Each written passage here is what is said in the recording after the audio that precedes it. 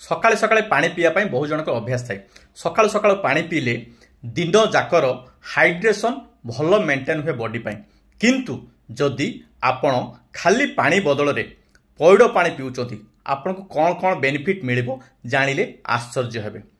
Pad पानी रे कि आपनकर एंटीऑक्सीडेंट अछि, मिनरल्स भर्ती अछंती, विशेष करी पोटासियम बहुत भल अमाउंट रो अछि।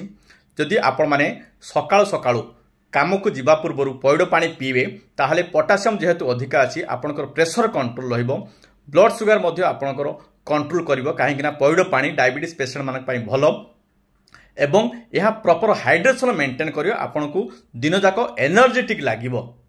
तो जानि पाले आपण माने प्रतिदिन सकाळे खाली पानी बदलले पैड पानी पियंतु किंतु जदि आपनकर किडनी प्रॉब्लम अछि, पोटासियम अधिकार अछि कि अलगा कोनोसी कारण पई आपन को पैड पानी मना ताहले आपण माने जगी की पैड पानी पीबे कि डाक्टर को परामर्श नेबे। Thank you.